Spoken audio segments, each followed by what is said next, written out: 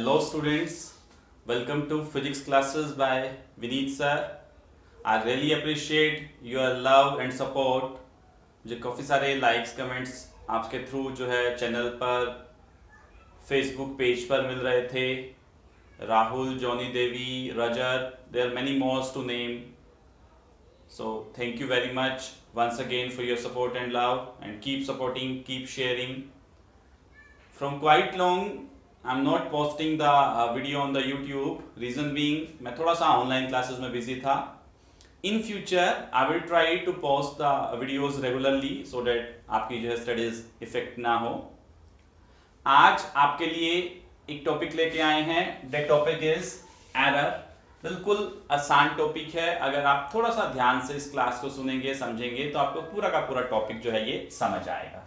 Errors को समझने के लिए हमें दो टर्म्स को समझना जरूरी है. One is true value, another is measured value. अब ये ट्रू वैल्यू और मेजर्ड वैल्यू क्या होती हैं? सबसे पहले हम मेजर्ड वैल्यू की बात करेंगे. मेजर्ड वैल्यू का मतलब क्या है? As the name suggest, measured value जो हमें मेजरमेंट के बाद मिलता है उस वैल्यू को हम क्या बोलते हैं? Measured value. फॉर एग्जाम्पल मैंने स्केल से एक लेंथ को मेजर किया और मेरे पास लेंथ का वैल्यू फाइंड आउट हुआ. That was 5 centimetre. So here the 5 centimetre is the measured value. मैं मार्केट के अंदर गया, मैंने शॉपकीपर को बोला सर मुझे 5 kg शुगर दे दीजिए. उन्होंने 5 kg वहां पे अपनी मेजरमेंट वेइंग मशीन से मेजर किया. Here 5 kg is the measured value, right. तो जो भी चीज हम मेजरमेंट कर रहे हैं, मेजर हमने किया, उसे फाइंड आउट किया रीडिंग से, जो भी हमारा मेथड था मेजरमेंट का उससे हमने फाइंड आउट किया, और जो मुझे लास्ट में रिजल्ट जो वैल्यू मिल के आया that is the measured value. अब तो फिर मेरे पास ये ट्रू वैल्यू क्या है? True value is the real और एक्चुअल वैल्यू. जो भी चीज हमने मेजर किया उसकी एक्चुअल और रियल असली में जो वैल्यू थी वो क्या थी?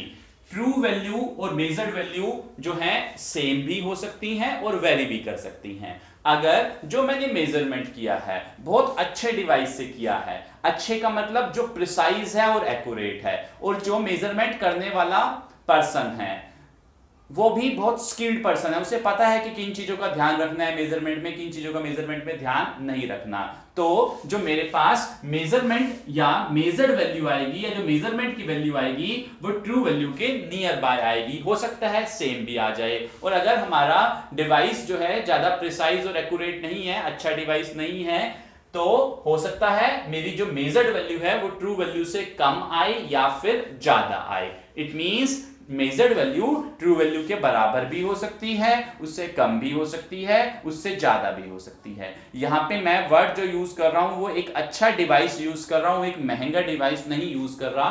बिकॉज काफी स्टूडेंट्स और काफी पर्संस के मन में एक कंफ्यूजन रहता है कि जो चीज महंगी होगी वो अच्छी होगी, बट ऐसा जरूरी नहीं है. यहां पे मैं जो टर्म यूज कर रहा हूं वो अच्छा, एक good instrument which is having accurate और प्रिसाइज, जो हमें एक प्रिसाइज और एक्यूरेट रीडिंग को प्रोवाइड करता है, राइट.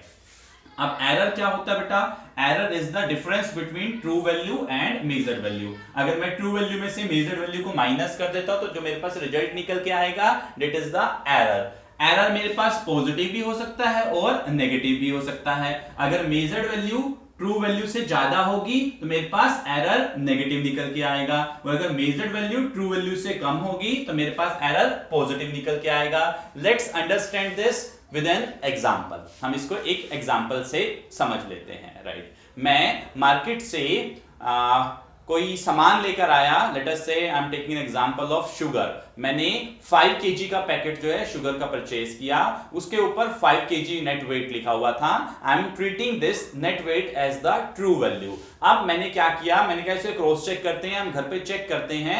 मेरे घर पे एक वेइंग मशीन रखी हुई थी, मैंने उसे उस वेइंग मशीन पे चेक किया तो मेरे पास वैल्यू निकल के आया 4.98 kg. तो अगर मैं 5 kg में से 4.98 kg को माइनस कर दूंगा तो मेरे पास आंसर क्या आएगा? 0.02 kg. तो ये 0.02 kg क्या हो जाएगा बेटा? एरर हो जाएगा. इन द सिमिलर वे अगर मेरे पास रीडिंग जो उसकी निकल के आती, मेरी मेजरमेंट मेरे घर वाली वेइंग मशीन के ऊपर 5.1 kg निकल के आती, तो मैं 5 kg माइनस में 5.1 kg, तो मेरे पास आंसर निकल के आता -0.1 kg, राइट. अब बेटा टाइप्स ऑफ एरर की बात करेंगे। There are 3 types of error. One is systematic error, next is random error and third is gross error. इन एरर्स को वन बाय वन हम डिटेल में कवर करेंगे। अब बेटा हम डिस्कस करेंगे सिस्टमेटिक एरर। सिस्टमेटिक एरर्स क्या होते हैं? Systematic errors are the one directional error, मतलब या तो ये पॉजिटिव होंगे या ये नेगेटिव होंगे। ऐसा नहीं होगा कि इनकी वैल्यूज चेंज हो रही है। अगर मैं बार बार मेजरमेंट करूंगा, अगर ये एरर प्रेजेंट है तो ये एरर हर बार प्रेजेंट होंगे और इनका वैल्यू क्या रहेगा? कांस्टेंट रहेगा। फिर से बता रहा हूं, systematic errors are one directional errors, means either they are positive और दे आर नेगेटिव, और इनका जो मैग्नीट्यूड होगा दैट विल बी कांस्टेंट, वो समय के साथ चेंज नहीं होगा। इनका जो रीजन है, the cause of these errors are known, इनका कारण हमें पता होता है। क्या कारण होता है, क्या रीजन होता है, that we will discuss. There are 3 types of systematic error. We have further segregated systematic error in 3 types. One is instrumental error, personal error and environmental error. तो इंस्ट्रूमेंटल एरर क्या होता है? इंस्ट्रूमेंटल एरर मींस जो हमारे पास instrument है उसके अंदर ही कोई डिफेक्ट है, whether it's a manufacturing defect, whether it's a design defect. तो जो मेरे पास डिवाइस है जिससे मैं मेजरमेंट कर रहा हूं वो ही खराब है, उसके अंदर ही डिफेक्ट है, तो डेफिनेटली जो मेजरमेंट मैं करूंगा उस मेजर्ड वैल्यू में भी डिफेक्ट आएगा, मींस वो इनकरेक्ट आएगी या फिर ट्रू वैल्यू के आसपास नहीं होगी। फॉर एग्जांपल, मैंने अपनी वेट को मेजर करने की कोशिश की और जो मैनुअल वाली मशीन होती है, आपने देखा हो वो कई बार, जो जिसके ऊपर हम खड़े हो जाते हैं और नीडल विल गेट टर्न, उस वाली मशीन पे मैंने जो है वे मेजर करने की कोशिश की, राइट। तो जो वो मशीन का नीडल था वो इनिशियली 0 पे नहीं था, इनिशियली वो 0 पे नहीं था, वो इनिशियली 0.5 kg पे था। अब जो मेरे पास मेजर्ड वैल्यू निकल के आएगी वो डेफिनेटली इनकरेक्ट आएगी, वो ट्रू वैल्यू से ज्यादा आएगी, बिकॉज जो मेरा डिफेक्ट था, जो मेरा पास डिवाइस था वो डिफेक्टेड डिवाइस था, उसका कैलिब्रेशन या उसकी जो सेटिंग थी वो ठीक नहीं हुई थी। So that was the instrumental error due to the defect that can be manufacturing defect, design defect, calibration defect in the instrument. अब हम आ रहे हैं पर्सनल एरर। पर्सनल एरर मतलब जो मेजरमेंट करने वाला पर्सन है, जो मेजरमेंट कर रहा है, उससे टेक्निक का ही नहीं पता, वो इनएक्सपीरियंस है, स्किल्स नहीं है उसके अंदर, राइट। तो जो टेक्निक हमें मेजरमेंट के लिए चाहिए थी वो उसको टेक्निक का नहीं पता, तो वो इनएक्सपीरियंस की वजह से गलत तरह से मेजरमेंट ले रहा है, तो डेफिनेटली हमारे पास जो मेजरमेंट की वैल्यू आएगी वो गलत आएगी। सो इस गलत मेजरमेंट की वजह से एरर इंड्यूस हो जाएंगे और उस एरर को मैं क्या बोलूंगा? Personal error. Next is environmental error. Environmental error का मतलब क्या है? जो एनवायरमेंटल कॉजेस के कारण है। फॉर एग्जांपल, हम कोई चीज मेजर कर रहे हैं और वहां पर बहुत ज्यादा हवा चल रही है, तो हवा चलने की वजह से जो वहां पर ऑब्जर्वर है, जो मेजरमेंट करने वाला पर्सन है, वो भी डिस्टर्ब होगा, डिस्ट्रैक्ट होगा, हो सकता है हमारे डिवाइस की फंक्शनिंग को भी ये इफेक्ट कर दे, तो मेरा इन्वायरमेंटल कॉजेस के कारण क्या आ जाएगा? इफेक्ट आ जाएगा। या फिर बहुत ज्यादा टेम्परेचर जो है इंक्रीज हो गया, हमें पता है टेम्परेचर के बहुत ज्यादा इंक्रीज होने से जो हमारी चीजें हैं वो क्या कर जाती हैं? एक्सपेंड कर जाती हैं। फॉर एग्जाम्पल, आपने इलेक्ट्रिसिटी की वायर्स को चेक किया होगा, जो हमारे पास लाइव वायर्स हमारे घर में जिससे इलेक्ट्रिसिटी का सप्लाई आ रहा होता है, अगर हम समर्स में देखते हैं, समर्स में दे विल गेट लूजन, आप ध्यान से ऑब्जर्व करना, समर्स में वो लूज हो जाती हैं, और विंटर्स के अंदर they will get little bit tight, थोड़ा सा टाइट रहती हैं। तो ये क्यों है? क्योंकि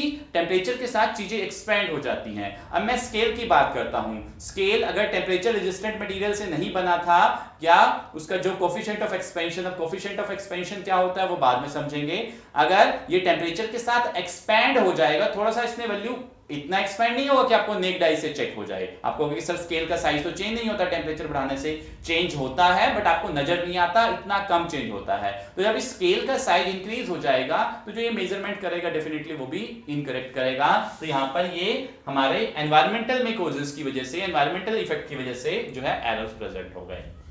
next we are coming to the random errors. Random error पे आ रहे हैं। Random errors are those error which are not fixed, it means ये यूनिडायरेक्शनल नहीं होते हैं, ये पॉजिटिव भी हो सकते हैं, ये नेगेटिव भी हो सकते हैं, और इनका मैग्नीट्यूड भी फिक्स नहीं है, कभी इसकी वैल्यू कुछ आएगी, कभी इसकी वैल्यू कुछ आएगी, और इन एरर्स के कॉजेस का मुझे कुछ भी आइडिया नहीं है कि ये किस कारण से हो रहे हैं. That's why I have just assigned the word random here. They are due to the random causes. I am not aware of the fact कि ये एरर्स जो हैं किस वजह से हो रहे हैं. एक एग्जांपल इसका ले सकते हैं. फॉर एग्जांपल मैं रीडिंग ले रहा था और साइड से रोड पे से कोई ट्रक जा रहा था. हो सकता है ट्रक की वजह से, हो सकता है, आई एम नॉट श्योर, हो सकता है ट्रक की वजह से वाइब्रेशन मेरी बिल्डिंग के अंदर आई हो और उस वाइब्रेशन से मेरा फ्लोर थोड़ा सा वाइब्रेट किया हो और फ्लोर के वाइब्रेट करने से मेरा जो है डिवाइस वाइब्रेट किया हो और उस वजह से मेरे रीडिंग के अंदर एरर्स आए हुए. दिस इज ए पॉसिबिलिटी, क्योंकि मैं 100% नहीं कह सकता. So such kind of errors are known as the random error. Next हम कवर करेंगे ग्रॉस एरर को. ग्रॉस एरर क्या होता है? Gross error is due to the carelessness of the observer. यहां पर जो ऑब्जर्वर है केयरलेस है, उसने रीडिंग लेते समय ध्यान नहीं दिया. He is lazy, he is not mentally alert, तो जिसकी वजह से वो रीडिंग प्रॉपर नहीं ले पाया, या फिर कुछ उसे कैलकुलेशन करनी थी, उसने कैलकुलेशन ठीक नहीं की, उनके अंदर मिस्टेक किया. Because of this error will be produce in the result, जिसकी वजह से हमारे रिजल्ट्स के अंदर क्या आ जाएगा? एरर आ जाएगा. तो इस तरह के एरर को मैं क्या बोलता हूं? ग्रॉस बोलता हूं. Here I want to distinguish between the gross error and personal error. बच्चे कंफ्यूज हो जाते हैं कि gross error और personal error के अंदर डिफरेंस क्या है. Gross error is because of the carelessness and personal error was because of the inexperience. Gross error हमारा जो है वो केयरलेसनेस की वजह से है. मैं ऑब्जर्वर को कॉन्शियस कर कर, सिंसियर कर कर, मेंटली अलर्ट कर कर इस एरर को रिमूव कर सकता हूं. But The personal error was because of the inexperience, skillessness के कारण है, उसके पास skills नहीं थे. तो इन दोनों में डिफरेंस बिल्कुल क्लियर है. वो जो gross error है that is due to the carelessness, वो लेजीनेस की वजह से है, and that was due to the inexperience, उसे पता नहीं था कि कैसे करना है. Right. Now we are coming to the representation of error. Representation of error का मतलब क्या है? हमें एरर को मैथमेटिक्स की फॉर्म में कैसे रिप्रेजेंट करना है. फॉर एग्जांपल, हम जब मार्क्स की बात करते हैं तो मैं अपने मार्क्स को नॉर्मल टोटल मार्क्स की फॉर्म में भी रिप्रेजेंट कर सकता हूं कि मेरे 11th और 12th के अंदर इतने मार्क्स आए हैं. मैं उनका एवरेज भी निकाल सकता हूं. हर एक सब्जेक्ट का अगर मैं एवरेज निकालना चाहूं कि इन एन एवरेज मेरे कितने मार्क्स आए हैं, और सेम चीज को मैं परसेंटेज की फॉर्म में भी रिप्रेजेंट कर सकता हूं. यानी कि डिफरेंट वेज के अंदर हम मार्क्स को रिप्रेजेंट कर पा रहे हैं. इन द सिमिलर वे, जब मुझे एरर को रिप्रेजेंट करना होगा, there are different ways in which we can represent an error. अब रिप्रेजेंटेशन ऑफ एरर को समझने से पहले मैं मीन वैल्यू या फिर एवरेज वैल्यू को समझ लूं. मीन वैल्यू या फिर एवरेज वैल्यू किसे कहते हैं? As the name suggest, it's the mean और एवरेज. इसका मतलब इट इज द मीन और average of the individual values. अगर मैंने एक एक्सपेरिमेंट किया, कोई मेजरमेंट की, और मैंने उस मेजरमेंट को 5 टाइम्स किया, तो मैं उन 5 रीडिंग्स को ऐड कर कर divided by 5 number of times जितना मैंने रीडिंग्स लिया था कर दूंगा, तो जो मेरे पास वैल्यू निकल के आएगी that will be the mean value. So इसका जनरल एक्सप्रेशन क्या बनेगा? जनरल एक्सप्रेशन बनेगा बेटा, इसको xm से हम रिप्रेजेंट करते हैं, that is x1 plus x2 plus x3 plus dot dot dot plus xn, because I have taken the n readings and divided by n. Here comes the mean reading और average value. हम numericals के अंदर जहां पे भी हमें true value को put करना होता है, अगर क्वेश्चंस के अंदर ट्रू वैल्यू गिवन है तो मैं उस ट्रू वैल्यू को पुट करता हूं. अगर मेरे पास क्वेश्चन के अंदर ट्रू वैल्यू गिवन नहीं है और न्यूमेरिकल को सोल्व करने के लिए मुझे ट्रू वैल्यू की रिक्वायरमेंट है, तो मैं इस एवरेज या फिर इस मीन वैल्यू को as a true value treat करता हूं. अब हम रिप्रेजेंटेशन के ऊपर आते हैं. सबसे पहली रिप्रेजेंटेशन है हमारी एब्सोल्यूट एरर.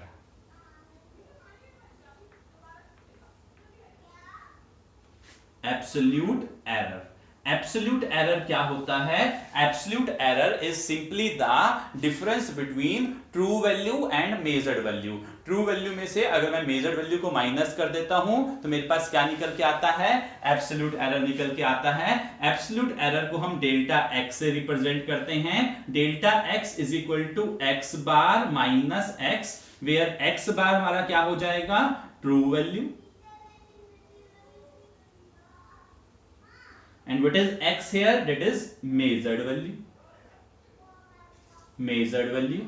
तो हमारा जो एब्सोल्यूट एरर है date can be positive, date can be negative, वो पॉजिटिव भी हो सकता है, नेगेटिव भी हो सकता है, depending upon the value of measured value. अगर मेजर्ड वैल्यू ट्रू वैल्यू से ज्यादा होगी तो definitely delta x will comes out to be negative. If the value of measured value is less than that of the true value, then our absolute error will comes out to be positive. Now we will come to the second representation, that is mean absolute error. अब हम आएंगे mean absolute error, right?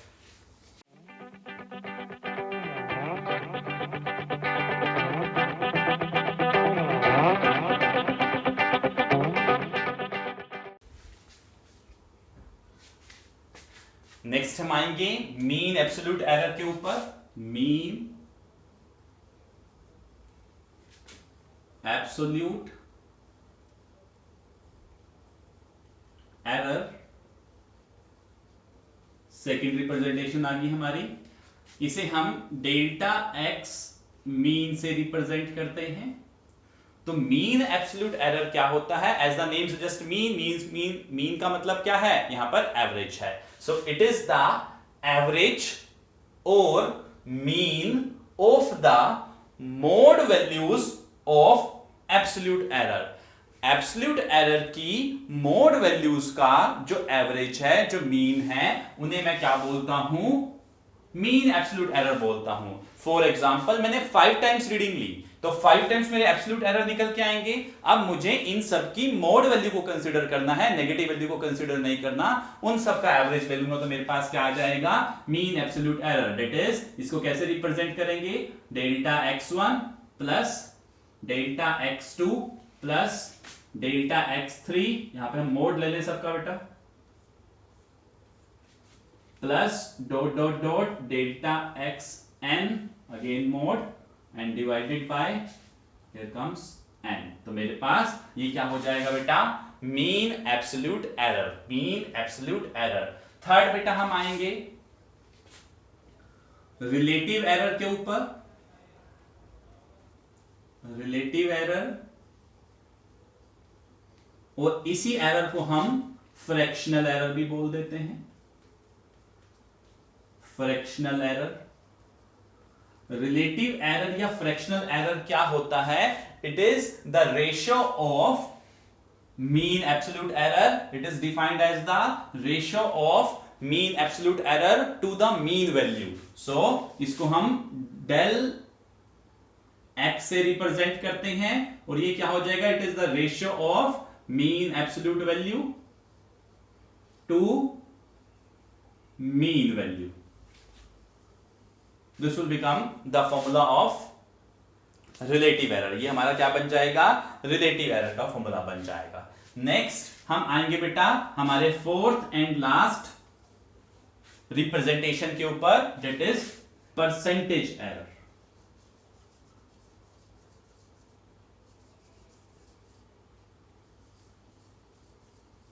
तो percentage error क्या होता है? जब मैं अपने रिलेटिव एरर या फिर फ्रैक्शनल एरर को परसेंटेज की फॉर्म में रिप्रेजेंट कर देता हूं। द रिलेटिव एरर और fractional error when represented in the form of percentage, that error is called as the percentage error. तो कैसे रिप्रेजेंट करेंगे? दिस इज परसेंटेज एरर, और डेल्टा एक्स मेरे पास आ गया था। इसको मैं किसकी फॉर्म में रिप्रेजेंट करूंगा? परसेंटेज की फॉर्म में। इसका मतलब मुझे 100 से सिर्फ मल्टीप्लाई कर देना है, और अगर इसको मैं फर्दर सेग्रीगेट करूं तो ये फॉर्मूला बन जाएगा मेरे पास delta x mean upon X mean into में 100। So here is the formula for the percentage error. अब हम इन सभी कॉन्सेप्ट्स को न्यूमेरिकल की हेल्प से क्लियर करेंगे। तो here comes the first numerical. बेटा इस न्यूमेरिकल के अंदर, in an experiment the value of refractive index of glass was found to be 1.54, 1.53, 1.44 and 1.45 respectively. Calculate the mean value, absolute error, mean absolute error, relative error, percentage error, and also express the result in term of absolute error and percentage error. हमने एक experiment perform किया है, इसके अंदर हमने 1 2 3 4 5 6 times different times reading ली है और उनकी वैल्यू मुझे ये फाइंड आउट हुई है। अब मुझे सबसे पहले क्या फाइंड आउट करना है, मीन वैल्यू फाइंड आउट करना है। So here comes the solution. तो मुझे क्या करना है, मीन वैल्यू फाइंड आउट करना है। तो मुझे मीन वैल्यू का फॉर्मूला पता है बेटा, x1 plus x2 plus x3 plus dot dot dot xn divided by n। यहां पर n की वैल्यू कितनी है बेटा, मैंने 6 रीडिंग्स ली हैं, तो मैं यहां पर n की वैल्यू को क्या पुट करूंगा, 6 पुट करूंगा। So here our answer is 1.54 plus 1.53 plus 1.44 plus 1.54 plus 1.56 plus 1.45 divided by 1 2 3 4 5 6 divided by 6। और इसको बेटा मैं सोल्व करूंगा तो मेरे पास xm का वैल्यू निकल के आएगा 1.51। As the refractive index is a dimensionless quantity, उसकी यूनिटलेस क्वांटिटी है, तो इसलिए मुझे यूनिट लिखने की यहाँ पे रिक्वायरमेंट नहीं है। अगर कुछ लेंथ होता, एरिया होता, तो अकॉर्डिंगली मैं यहाँ पर मीटर या मीटर स्केल उसका यूनिट रिप्रेजेंट कर सकता था। नेक्स्ट मेरे पास आएगा बेटा एब्सोल्यूट एरर। अब कितनी रीडिंग्स है हमारे पास एक्सपेरिमेंट के अंदर, 6 रीडिंग्स है, तो डेफिनेटली मेरे एब्सोल्यूट एरर भी कितने निकल के आएंगे, 6 एब्सोल्यूट एरर निकल के आएंगे। So this is our first part, this is answer. Second part में कितने एब्सोल्यूट एरर निकलेंगे, डेल्टा x 1 क्या निकल के आएगा बेटा, true value minus observed value. अब ट्रू वैल्यू तो क्वेश्चन के अंदर गिवन नहीं है, ट्रू वैल्यू गिवन नहीं है तो मैं किसको ट्रू वैल्यू ट्रीट करके चलूंगा, मीन वैल्यू को ट्रीट करके चलूंगा। सो हियर कम्स 1.51 माइनस 1.54, तो मेरे पास कितना आंसर आएगा बेटा, माइनस में 0.03, right? In the similar way we will just be finding delta x2, that will be 1.51 minus 1.53 and answer again comes negative, that is minus 0.02। Delta x3 find out करेंगे बेटा, delta x3 is equal to 1.51 minus third that is 1.44 positive आएगा बेटा, is equal to 0.07। Next delta x4 is equal to 1.51 minus first second third fourth 1.54 again comes out to be negative, that is minus 0.03। delta x5 is equal to 1.51 minus fifth value, that is 1.56 1.56 is equal to कितना आ जाएगा बेटा, again negative 0.05 and last is delta x6 is equal to 1.51 minus में 1.45 that is equal to positive आएगा 0.06। तो ये सभी मेरे क्या हो जाएंगे, एब्सोल्यूट एरर हो जाएंगे। नेक्स्ट मुझे मीन एब्सोल्यूट एरर निकालना है, this is my second answer. मुझे मीन एब्सोल्यूट एरर निकालना है थर्ड। मीन एब्सोल्यूट एरर मुझे पता था किससे रिप्रेजेंट करता था मैं, डेल्टा x मीन से। और कैसे निकालते थे, इन सभी की मोड वैल्यूज को कंसीडर कर मैं एवरेज कर देता था। तो हियर इज माइनस है तो मैं प्लस कंसीडर करके चलूंगा, 0.03 plus 0.02 plus 0.07 plus 0.03 plus 0.05 plus 0.06 और इसको किससे डिवाइड करेंगे हम, 1 2 3 4 5 6। अब हम इसको किससे डिवाइड कर देंगे, 6 से डिवाइड कर देंगे।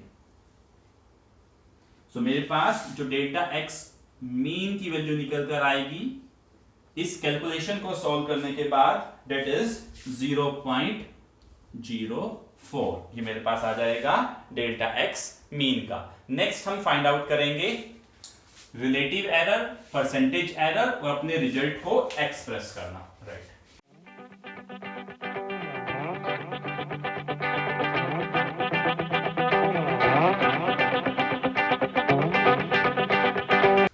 फोर्थ पार्ट पे आएंगे बेटा। Fourth is relative error.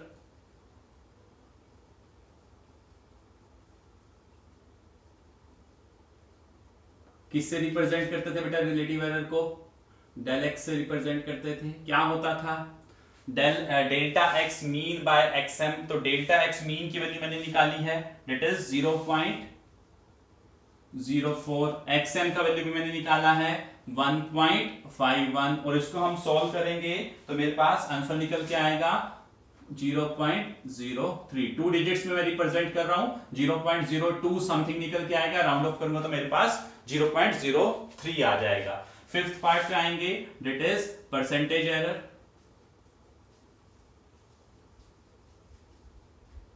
तो परसेंटेज एरर हम कैसे निकालते थे? डेल एक्स को हम 100 से मल्टीप्लाई कर देते थे, तो दैट इज 0.03 इंटू में 100 is equal to 3%। So this will be my percentage error. ये आंसर हो जाएगा बेटा मेरा, right.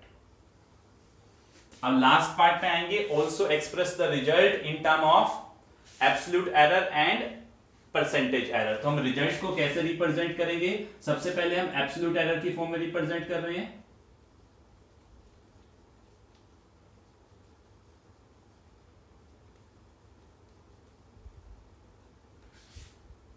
x is equal to, अब मैंने मीन वैल्यू को यहां पर कंसीडर करना है। मेरी मीन वैल्यू कितनी निकल के आई है, इसको मैं फॉर्मूला लिख देता हूं, xm प्लस माइनस किसकी फॉर्म में रिप्रेजेंट कर रहे हैं बेटा? एब्सोल्यूट एरर की फॉर्म में रिप्रेजेंट कर रहे हैं। तो मेरे पास absolute error, mean absolute error कितना निकल के आया था? 0.04। तो plus minus delta x mean, इस तरह से हम रिप्रेजेंट करेंगे तो मेरे पास वैल्यू आ जाएगा इज इक्वल टू एक्सएम का वैल्यू कितना आया था? 1.51 plus minus delta x mean is 0.04। This will be my answer. अब हम इसे परसेंटेज एरर की फॉर्म में रिप्रेजेंट करेंगे।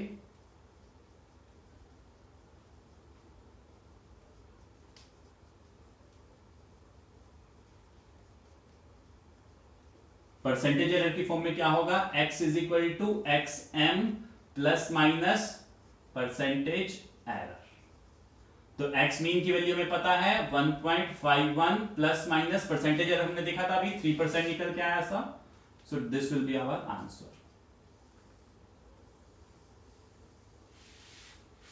राइट। तो इस तरह के क्वेश्चंस हम कर सकते हैं। अगर हमारे पास क्वेश्चन के अंदर वो स्पेसिफाई नहीं कर रहा, वो सिर्फ ये बोल रहा है कि एक्सप्रेस द रिजल्ट, और उसने यहाँ पे स्पेसिफाई नहीं किया कि किसके अंदर करना है, एब्सोल्यूट एरर में करना है, परसेंटेज एरर में करना है, रिलेटिव एरर में करना है, तो वहां पर मैं एज एन एब्सोल्यूट एरर को कंसिडर करके चलूंगा। If there is no specification in the question कि किस फॉर्म में हमें रिप्रेजेंट करना है अपने रिजल्ट को, so I will treat it as absolute error। इसके रिगार्डिंग बेटा जो और न्यूमेरिकल है या थोड़ा सा फर्दर डिटेल है, आप नोट्स के थ्रू गो थ्रू कर सकते हैं। नोट्स इस वीडियो लिंक के डिस्क्रिप्शन बॉक्स में भी अवेलेबल है। आप चैनल के पेज से, फेसबुक पेज से भी ले सकते हैं और मेरे पर्सनल फेसबुक प्रोफाइल पेज से भी ले सकते हैं। आज के लिए बेटा इतना ही। Take care, good day.